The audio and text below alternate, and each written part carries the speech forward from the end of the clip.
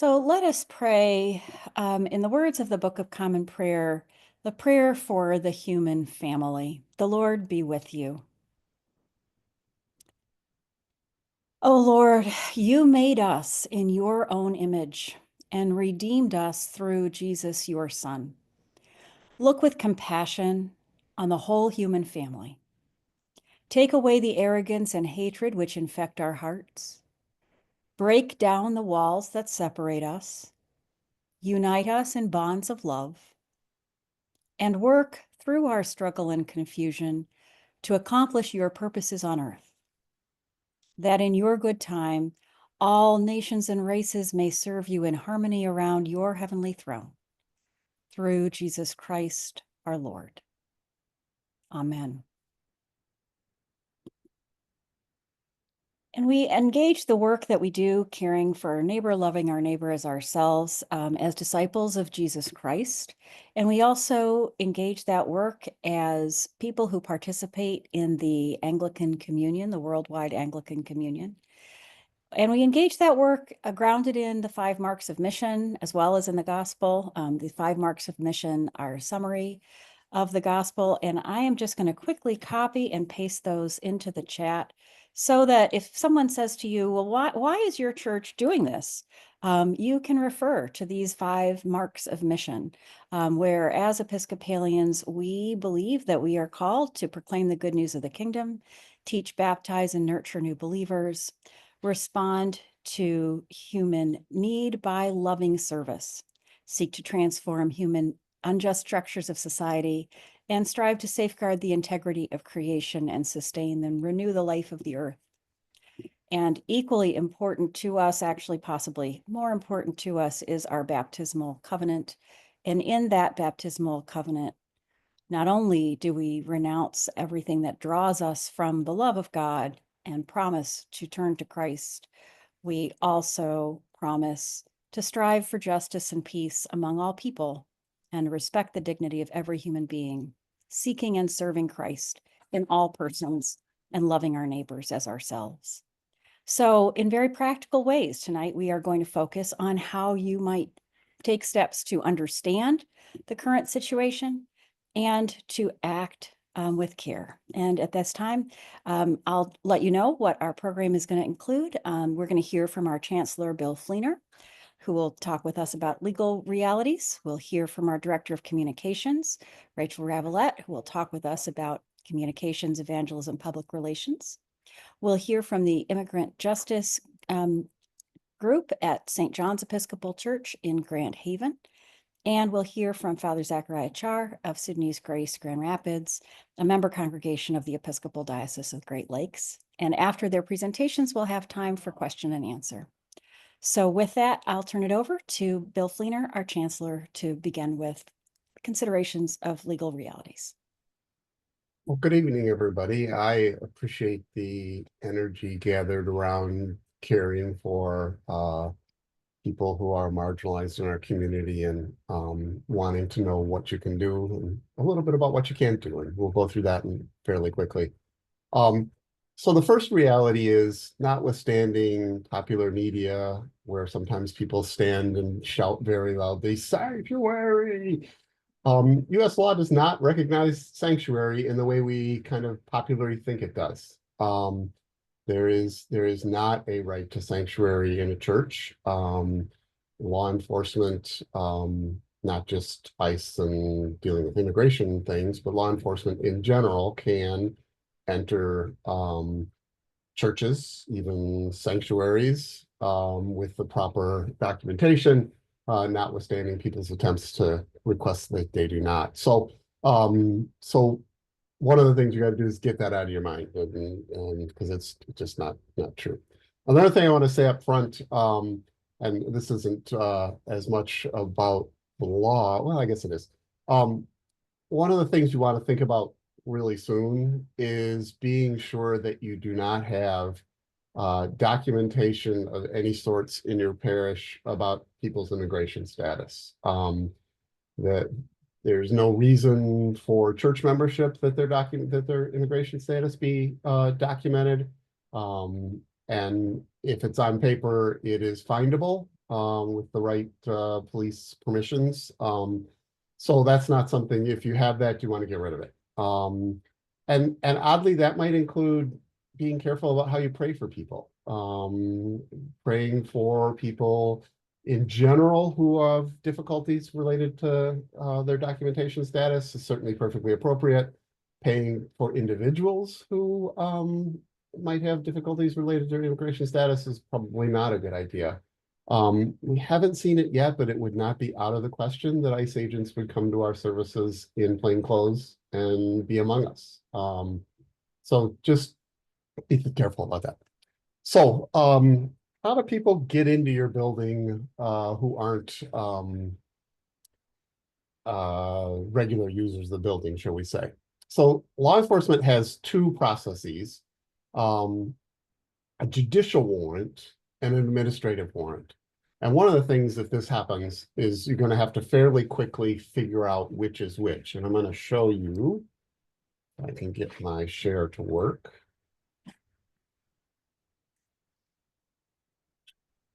Yes.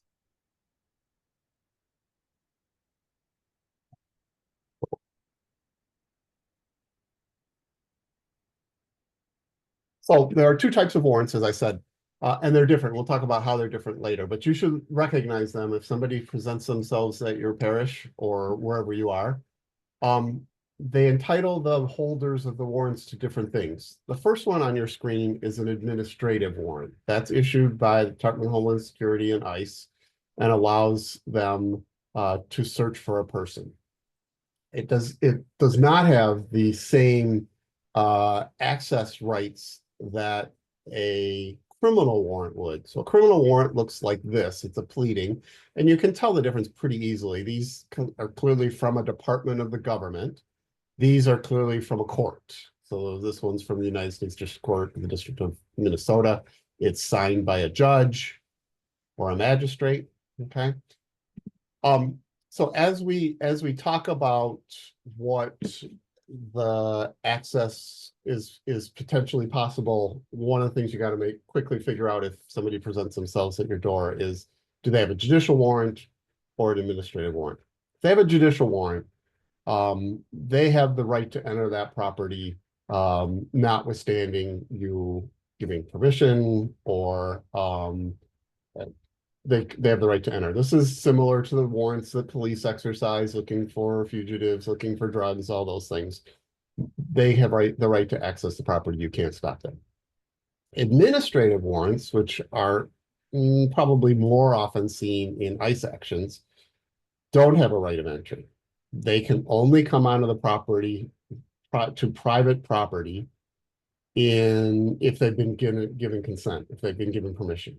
So if somebody presents with an administrative warrant, you are perfectly within your rights to ask them not to enter. Now, what's private and what's public is a big question in our churches. If your parish building is regularly used for AA meetings and all kinds of other things, that part of the building, it's going to be hard to convince people that that part of the building is private.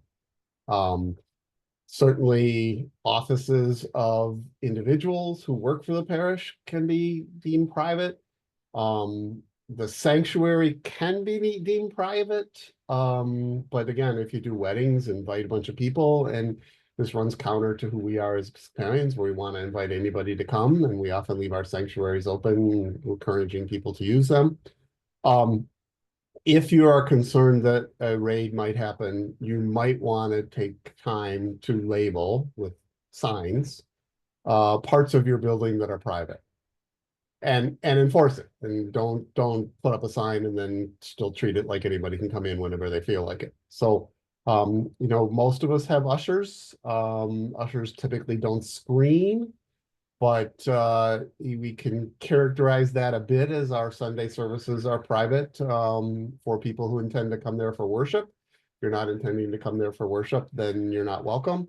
And have a sign on the sanction on the front of the church proper that says that. Same with offices and other parts of our building that we don't let the general public into. But if you think that you are going to have people who might be in your building who ICE might be looking for, denying them access to private parts of your building is an option under administrative warrant, but you got to have done the work a little bit to make it clear that there are private parts of your church and that they are private. Police can be detained, people can be detained in public, so any your parking lot, pretty much, anywhere out in public and the public parts of your building. They can be detained if the officer has probable cause. So if they're just wandering down the street and an ICE officer sees them, they can't base probable cause on how they look or what they're doing. But if they have some probable cause to believe that they are not that their immigration status isn't proper, they can be detained and brought into the system. Yeah, let's get that. Traffic stops. ICE is not allowed to do traffic stops for immigration. The exception to that is border stops near or checkpoints near borders. And I don't know that we've ever had any of those in Michigan. There certainly are fluent throughout the Southwest. But if ICE is looking for people, they often will pair with local law enforcement who will do the traffic stop, and then ICE will come on the scene and take custody of people. But ICE doesn't have the authority by themselves to pull you over. ICE by themselves without a judicial warrant doesn't have the ability to come to any place private, into your home, into a private place of our church, into your place of work, without consent.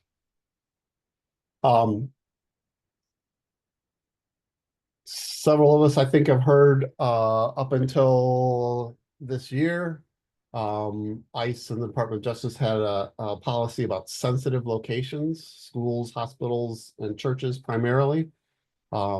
And the rule was that they could only enter there if there was no other reasonable way of getting people, and they had to have individual supervisor permission in order to enter into a sensitive location. We believe that the sensitive location policy, although there's nothing in writing yet, has been taken away. And so that there's certainly the chance that ICE will operate in a variety of settings, including what would have typically been sensitive locations, schools, organizations, and hospitals. And we've already heard about them operating in schools, obviously.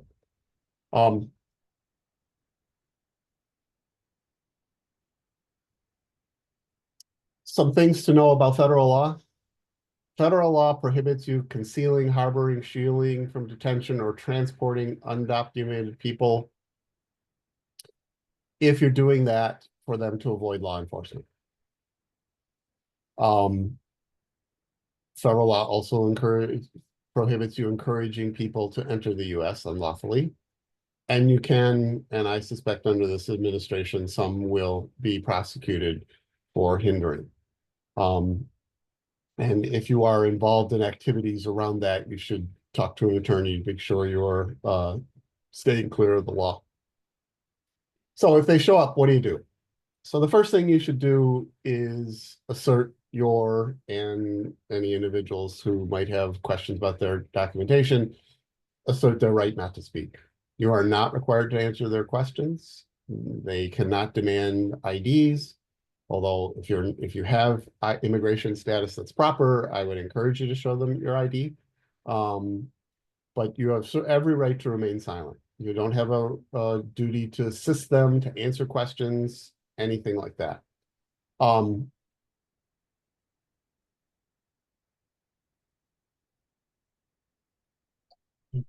You also have the right to refuse to sign anything. And this is something certainly people who are being detained by ICE should hopefully know that signing things can get you into the system in ways that disadvantage you legally. So don't sign stuff. If they show up, ask for identification. If they say they're police, ask them where they're from. If they say they're ICE or DCP, ask them to identify themselves individually and by their badge number. and then ask them if they have a warrant. If they have an administrative warrant or a judicial warrant.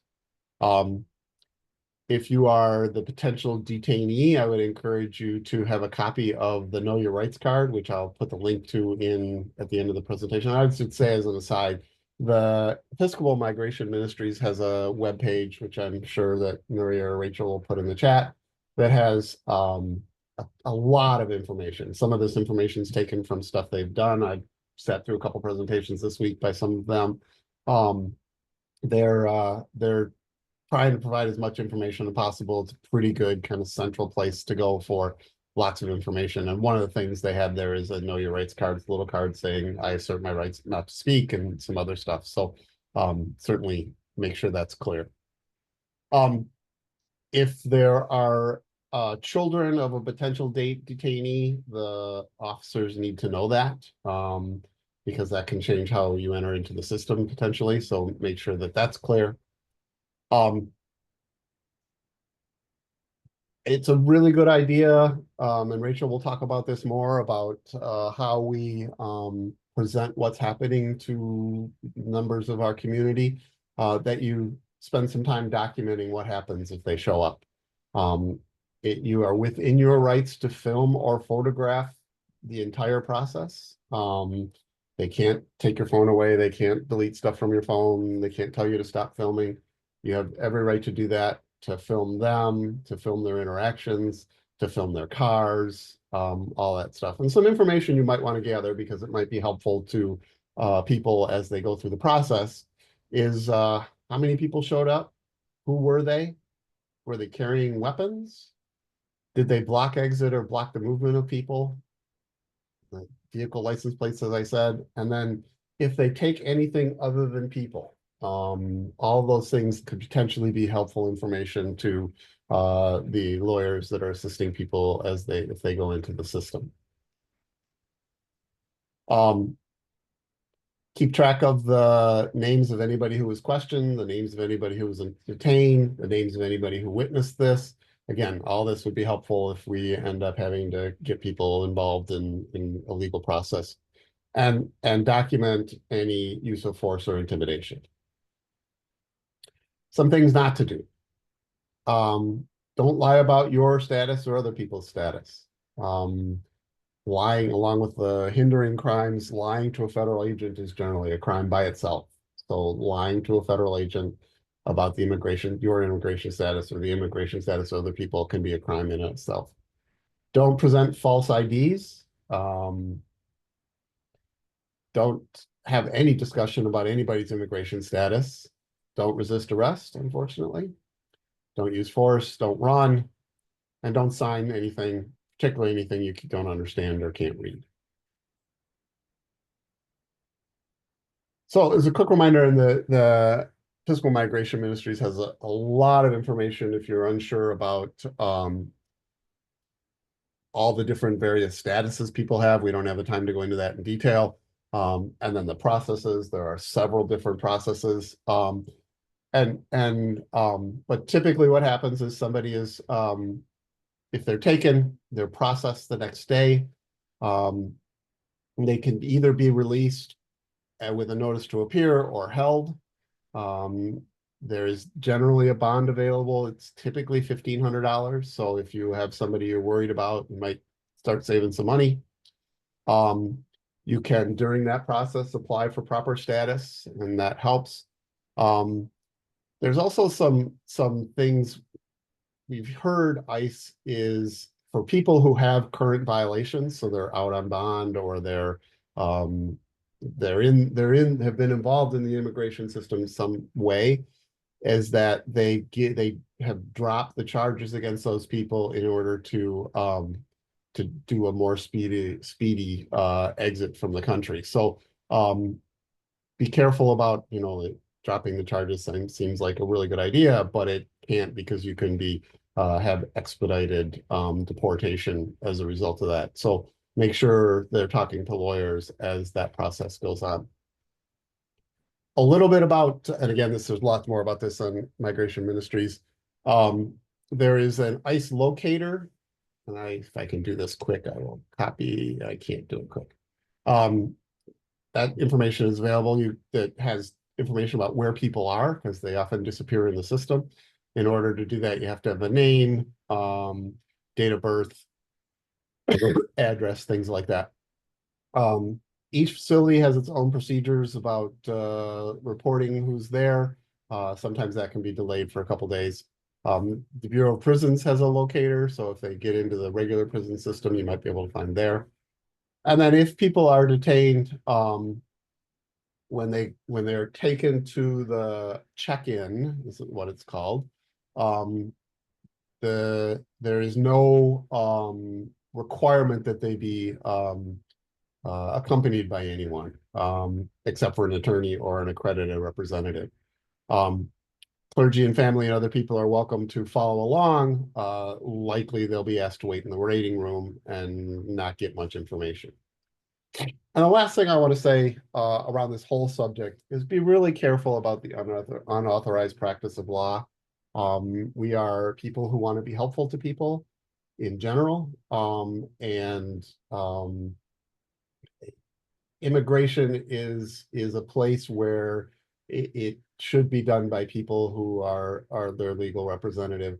There have been cases where even telling the person what form to fill out has been deemed to be legal advice, and people have been penalized for practicing law without a license. So certainly, if they have a form and they need help translating or filling it out, that's not. But there's a really fine line between assisting and providing substantive information. And if you cross over that line, you could end up with trouble. So be careful about that.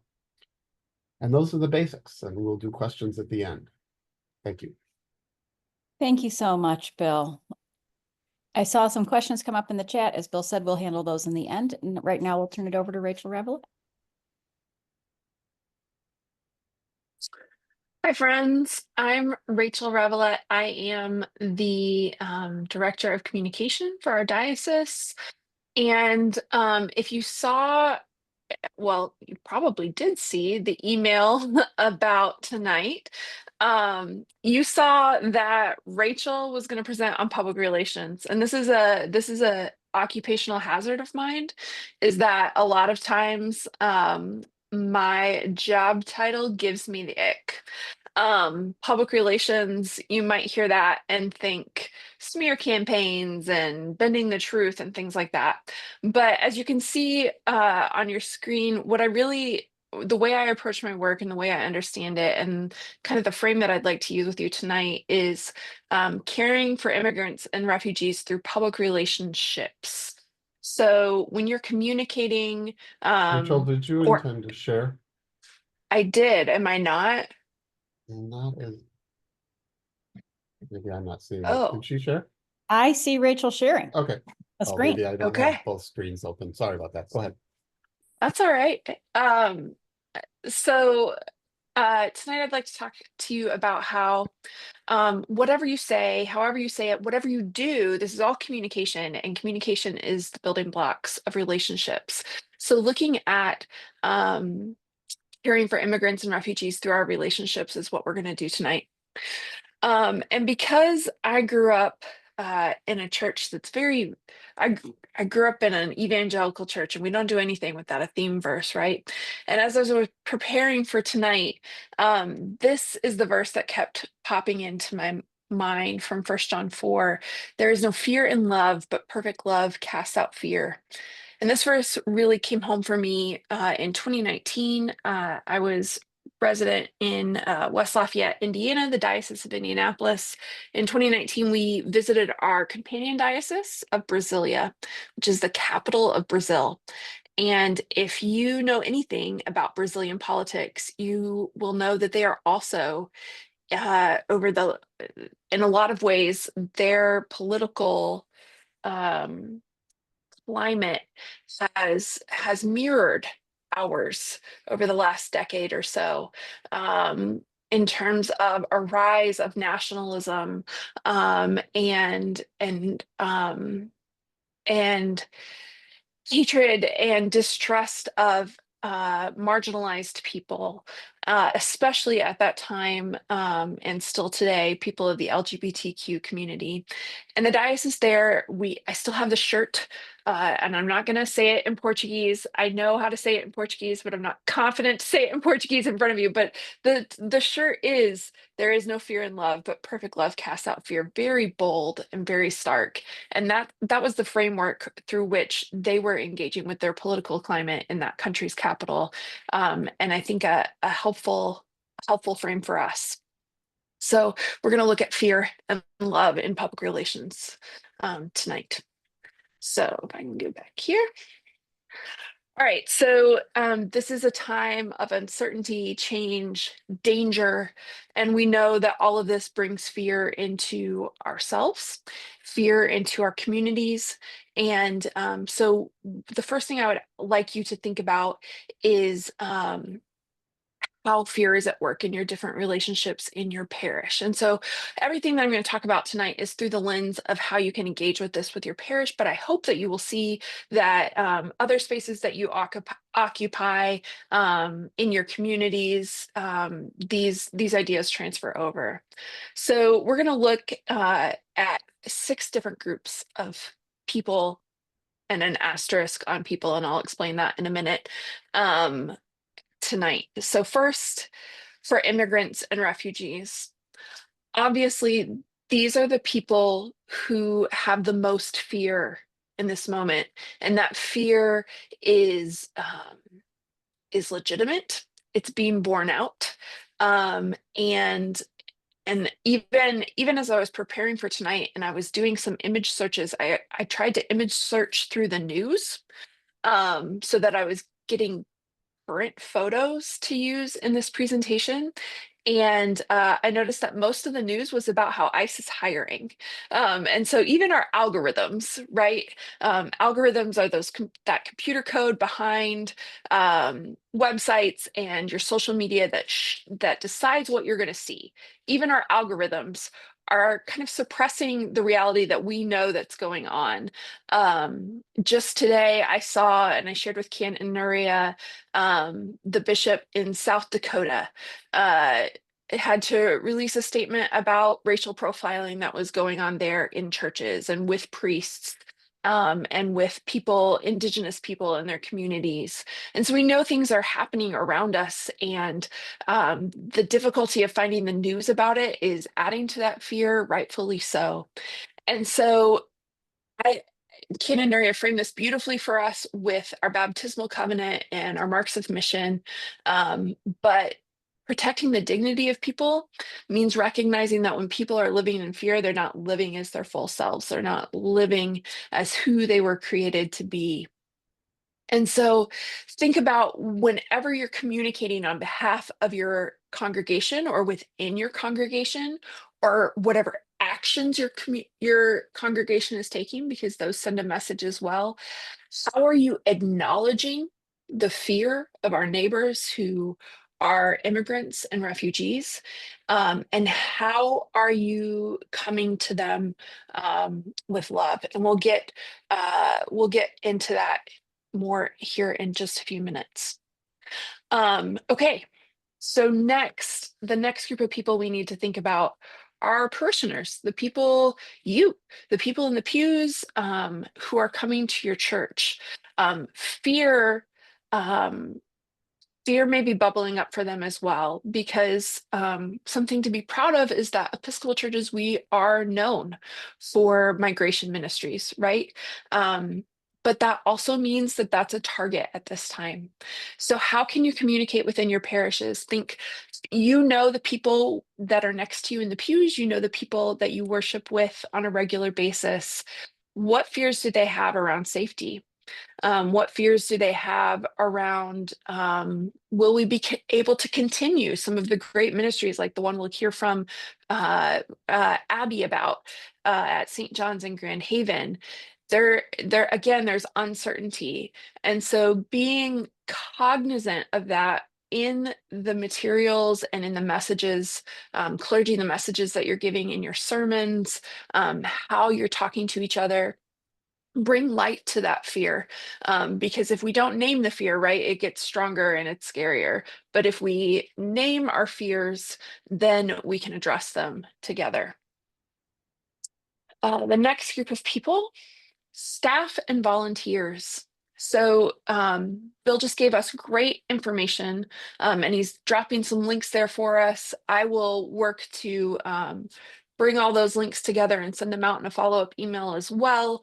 But he gave us great information about how the practices that had been in place about safe zones in churches, doesn't seem like that still exists. And we're hearing stories across the Episcopal Church and across other churches, of ICE agents coming to churches. And it's not just on Sunday mornings. I'll give you a personal example.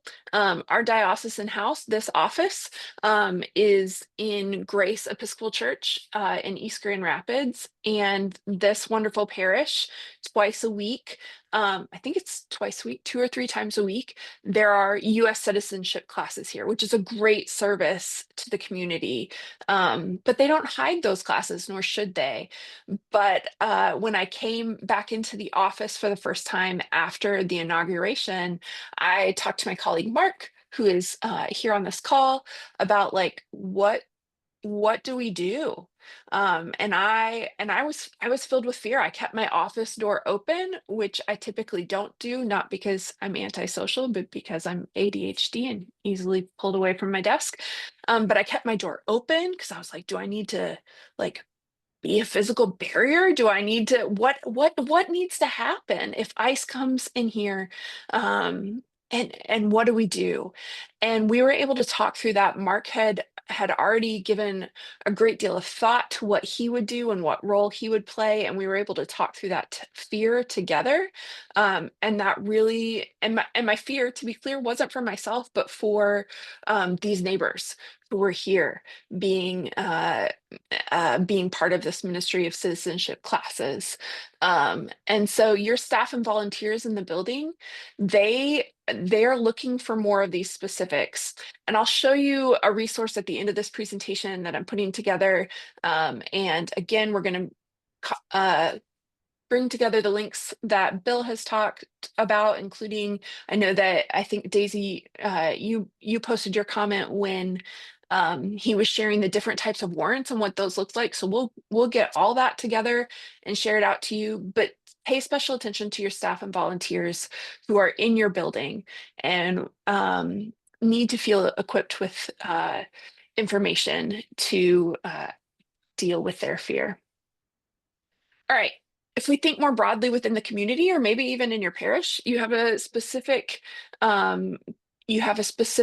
group of people who are the supporters of immigrants and refugees, and they have fear for their neighbors. So again, how are you communicating in a way that acknowledges that fear and is very clear about who you are, who your parish is, in this time, and how you are showing up? Just knowing, if you some supporters of immigrants and refugees may not be part of a faith community, or they may be part of a faith community where they don't feel safe to share that they are afraid, and appalled is a word I have heard a lot lately. And so just knowing that there is a place of faith in their community that is standing with and for and advocating for and with immigrants and refugees could make a big difference. Supporters of deportations and arrests. And you guys, how many times did I rewrite that line? But here's what.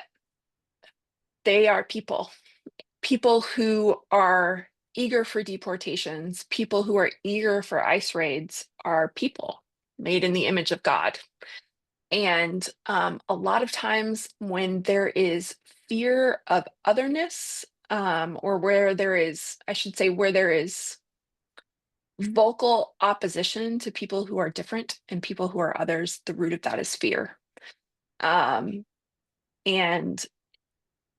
as hard as it may be, I think it's really important to recognize the fear in our neighbors and maybe even people in our pews who don't think that ICE being able to come into your church is a bad thing. And that's hard, and that is not work that I expect our immigrant and refugee populations to engage in at all. But for those of us who have the privilege of citizenship and of looking like citizens, I think it's something for us to remember, that we have an opportunity to uh, pray for and engage with the fear of people who may disagree with us. And then finally, trolls. And this is where the people with an asterisk comes in. Not because people who troll are not people, but because when I say trolls, I mean bots. I talked already about the algorithm, which there are many algorithms, and how it presents how it decides what you see. And there are people who program these algorithms, and the trolls are bots. These are that hop on issues to drive a specific agenda. Um, and so when you see troll comments, and I have resources for communicators, I'll briefly touch on that in a minute. They, instead of having fear, they create more fear. And so it's really important to engage with those and address them. All right, so moving forward into love. And a lot of this is redundant, so I'll go a little bit more quickly, mindful of our other two speakers. Um, Making sure that immigrants and refugees hear, see, and experience a message of love is a really, really important framework. I know that the fear and the uncertainty about what's a private space and what's not, and what's an administrative warrant and what's a judicial warrant, and all these things that you maybe didn't think about 6 weeks ago, that can be a lot, but I need you to focus on love in your relationships and in your actions and communication in terms of public relationships. Um, a lot of the language used for immigrants and refugees is dehumanizing. It addresses them as less than human. Um, Call out things. Something as simple as saying, "Oh, nope, no human being is illegal," um, is a really great way to demonstrate love. And so being mindful of your language, and that you are affirming the dignity of every human being is really important.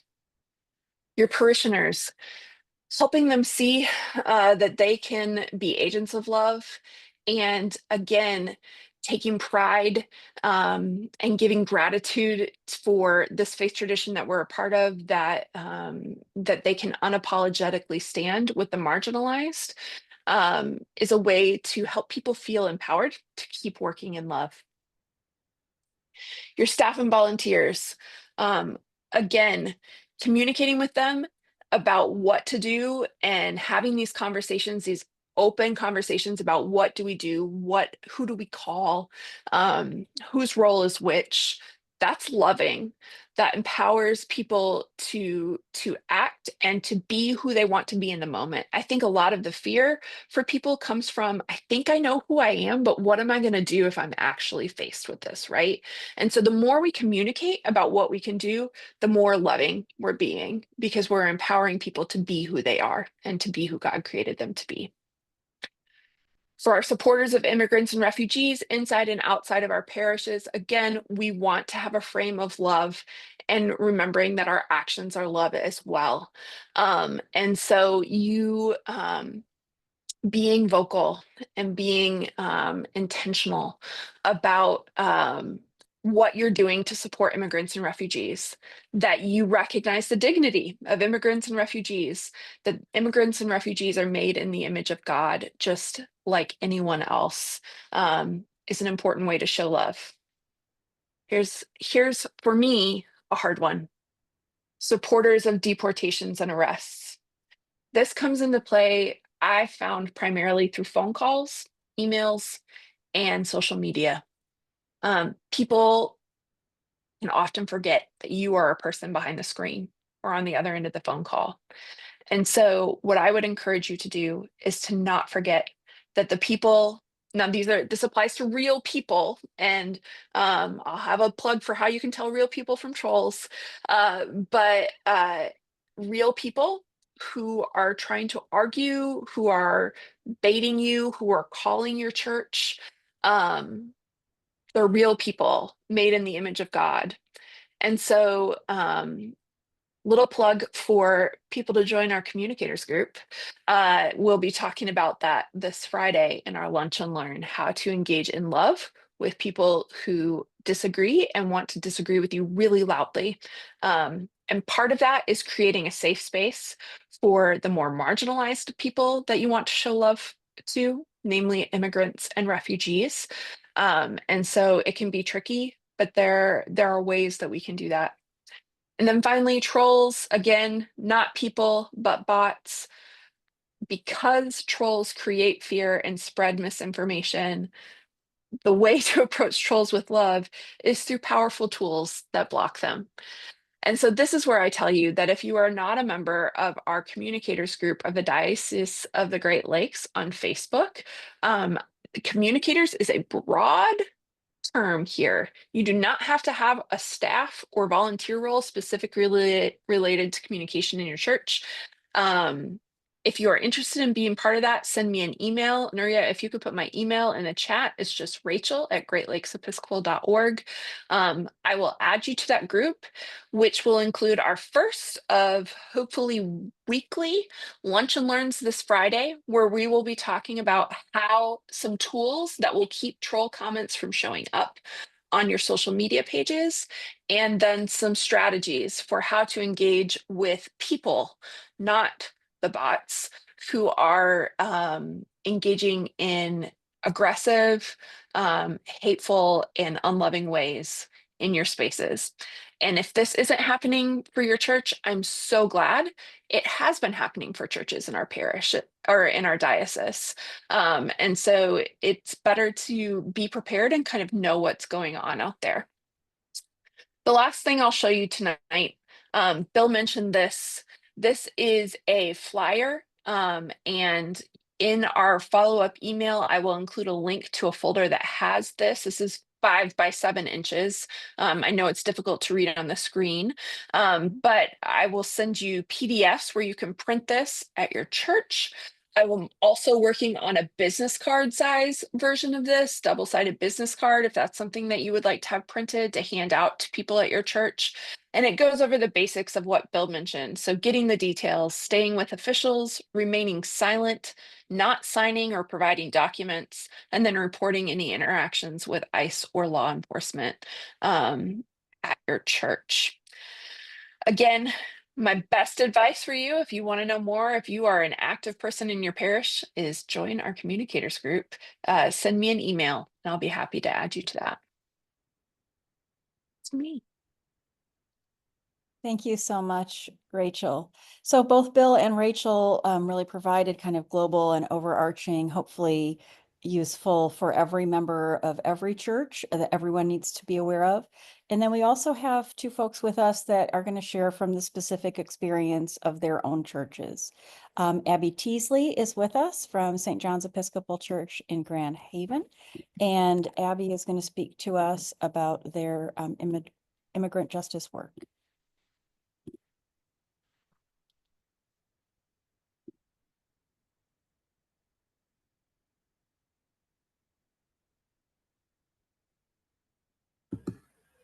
Okay, perfect.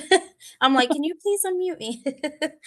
Okay, well, good night, everyone. My name is Abby Teasley, and when Father Jared asked me if I could speak on the work that the church has been doing, I was really excited. But full disclosure, I don't do very well speaking to a lot of people, so bear with me. We are from the St. John's Episcopal Church in Grand Haven, west side of Michigan. And this ministry, the Immigrant Justice Team, started it was born out of the Latino ministry that had been from years and years before I even joined in my current role as a Latino ministry coordinator. And really, the Latino ministry was there as a way to bring um, Latino members together. They would have various cultural events throughout the year, mass in Spanish. But when COVID hit, and this is where I started to get involved, we saw the rise of needs of undocumented people in our community. With groceries, nobody could work, so everything, as you know, shut down. So they needed help with groceries and legal fees and um, medical bills and anything that you can think of. As citizens, we were able to apply for government assistance, and undocumented people were not. So that need became huge. Um, Again, this was not initiated by me, but during that time um, was born the Immigrant Relief Fund, and that fund helped over 188 applicants, again, with things like groceries, legal fees for citizenship, medical bills, anything that you could think of, basic needs. After that, that's where the immigrant justice team was formed. And we're a small but mighty team, and we focus on things like um, educating and advocating for this certain community through classes and connecting them through different resources in our community. I am blessed to also work in the public school system, and I also am really involved with our Migrant Resource Council. So I get to see this work being done in a lot of different ways, and we're able to connect people to different resources through that. One of the things that we're currently working on, and I'll put it in the chat too, is a know your rights training that people can attend for free. So we're really shifting. Again, it feels like we're always shifting, right, based on the needs of our community. Um, I will put that information down below.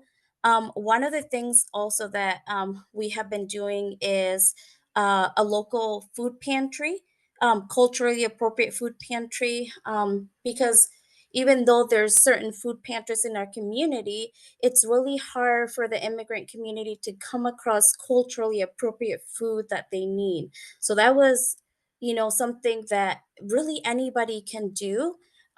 It seems so simple, but yet it met such a huge need for people in our community.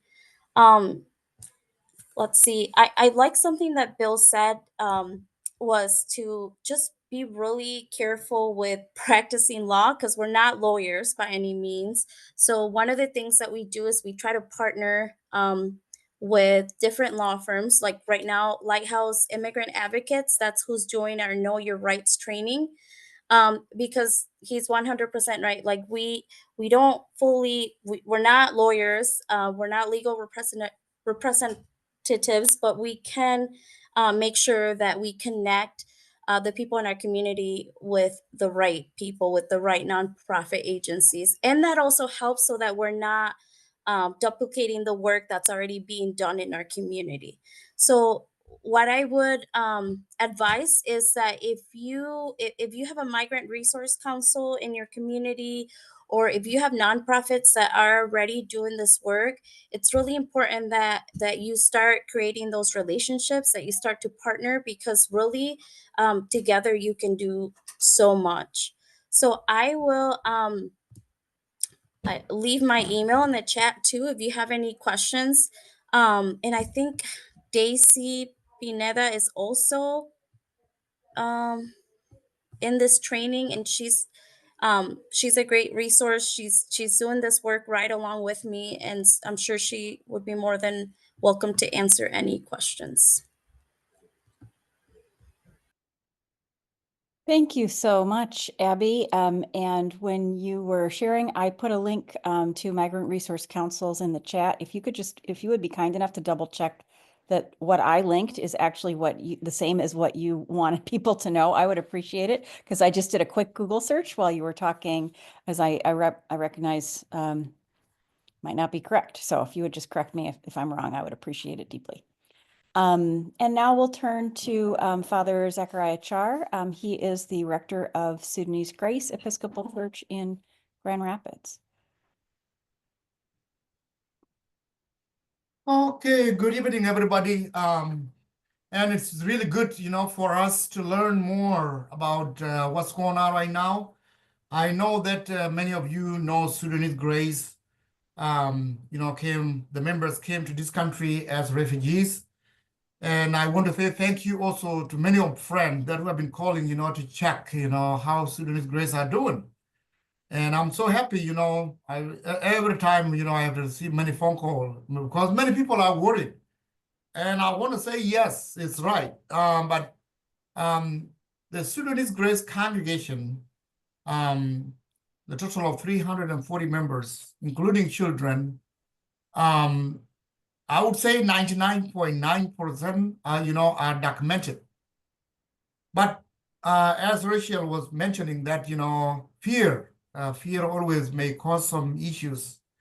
And then the Sudanese Grace members who are here, who always come to church, and and I have to perform the pastoral care to them to make sure that their documents are being updated, or if something is missing, because I know that there are some people that who may not even read, and they can just hold a document and they don't even know the expirations. So that's one of the main things. And not only that, so there are a population about 2,000 South Sudanese in the area of Grand Rapids. Some of them, may lost their document, or some, there are 3 steps, as I mentioned in the first time, that when you come to this country as refugees, the document number 1 that you get is called I-94, and that document valid for only 1 year. And then it is you, nobody else that will tell you, to change that document to green card. It is you after a year, and then you have to change that to be a green card. And when you change it to be a green card, you have to apply, you have to, to pay the fees for the green card. And then after you get the green card, may have like a 10 years period of time on it. And then within 5 years, you can apply for a U.S. citizenship. So the only fear or my expectation was that there are some other people who may still have I-94 and they never change it to be green card. Or someone with an I-90 green card and they will never apply for a U.S. citizenship. So I have checked around, and thank God it's 99.9% are okay with their documentation. We may have, maybe less than 2 people who may be in that category where the fear may be really more. But with the entire community, we may have some, and I'm still walking around, checking on them, whoever, asking them, please check your document. If you do not, make sure that you did not apply for this, or you did not renew your green card and all this. So we're moving around there. The only thing that I know here is that, yes, there is a fear. And that fear, and as Bill Flynn was, explaining, all the things that are going on right now, where the Sudanese Grace know that, they are refugees and maybe a targeted place. I would even say that it's even reduced the Sunday attendance right now, based on some of the things that people saw on the social media, thinking that, the ICE may come in to check around. But we have some of the procedure that we put in place, and also trying also to encourage people that don't get fear. We're doing okay. We know that, yes, it's not a lie, or it's not something that is simple, but we also have some of our brothers and sisters who are not in that good shape. So one thing that we put in here is that here at Sudanese Grace, the same thing also as St. Philip, where I work there too.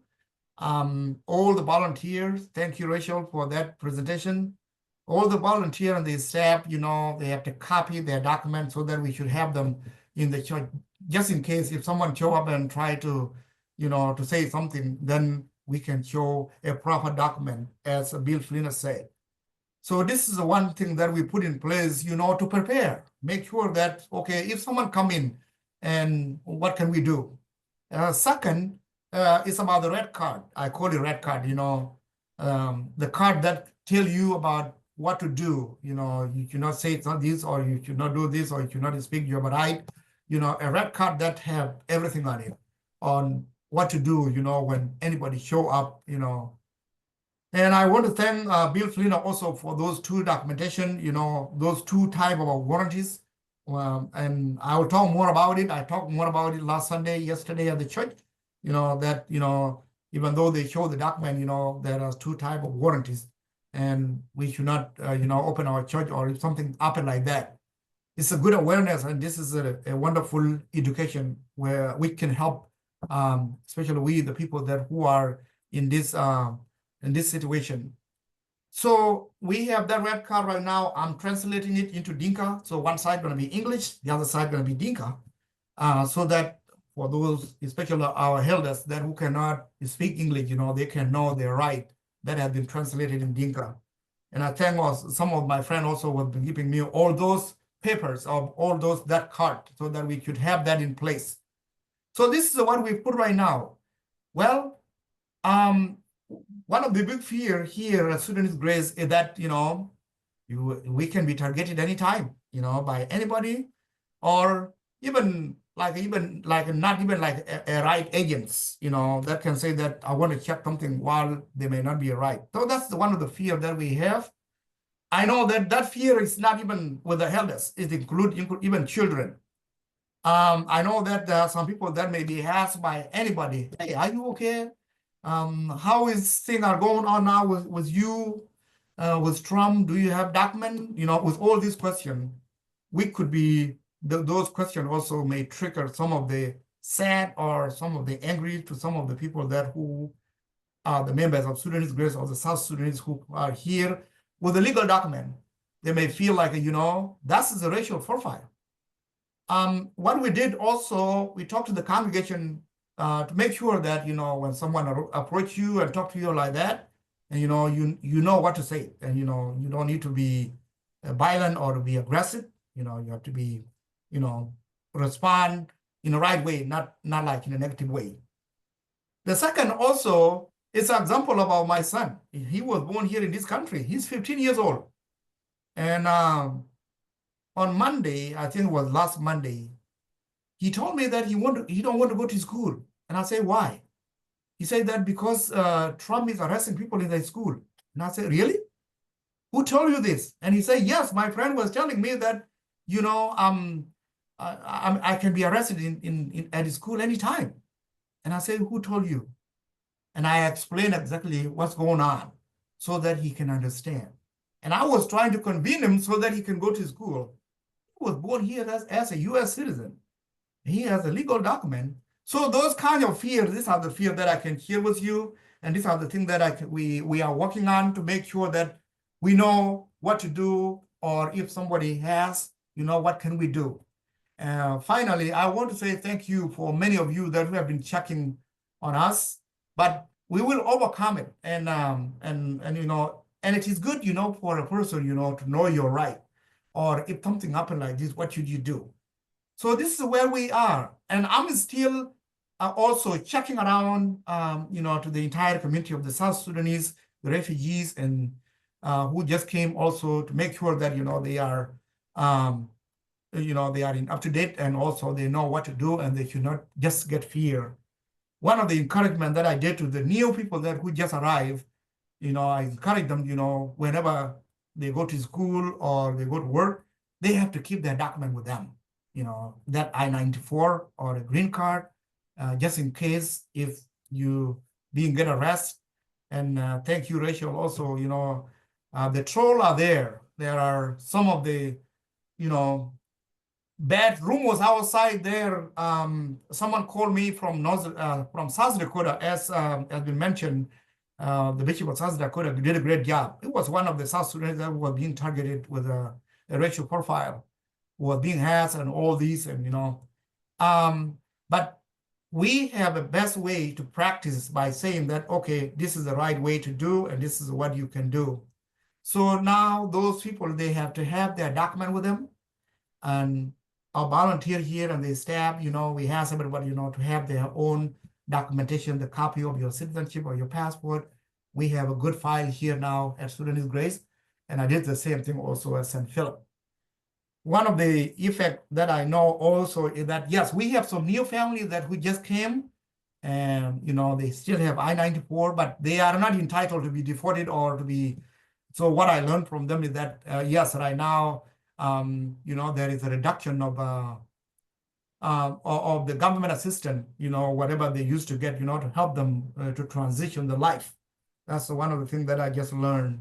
Otherwise, this is how we are here. We are preparing more. We cannot just keep quiet, or we cannot just wait. And also thank you for those who have been calling. And yes, whenever there is a need, I will let you know. And also the diocese also is with us too. Thank you. Thank you so much, Father Zachariah, and I'm encouraged to hear that, and that you got overwhelmed with calls a little bit, just so that your church understands how many people want all of your members to be okay. I think we're going to go back into a question and answer session now. Before we do that, I'm going to quickly parenthetically mention that there will be a way for those of us in the diocese who want to accompany Sudanese Grace and ensure that their church can remain in its building to do that in the coming month. About a month, we'll have more information about that. Sudanese Grace is I believe, only. I keep saying this, like, how can this be true? But I think it's true. Zachariah says it's true, so it must be true. The only Sudanese congregation in the Episcopal Church, church-wide, that has a building that is governed, entitled to a Sudanese congregation, governed by that Sudanese congregation. And I have both Rachel and Zachariah saying that's true. So it's an incredible blessing that that's part of our diocese, and also essential to me. It seems essential, especially in this time where we want to make sure that immigrants and refugees feel a sense of belonging in America, that is something that continues. So we'll have more information about that coming out in about a month, I would say, or a little bit less. But meanwhile, we're going to go ahead and look at the questions and answers. And I was magically yourself. You didn't. I was magically muted No, by the host. that was me somehow in allowing everyone to be able to unmute. I muted you. My apologies. It is totally fine. I expect we'll be done at about 8:30. We're going to go ahead and stop recording now to make sure that anybody's questions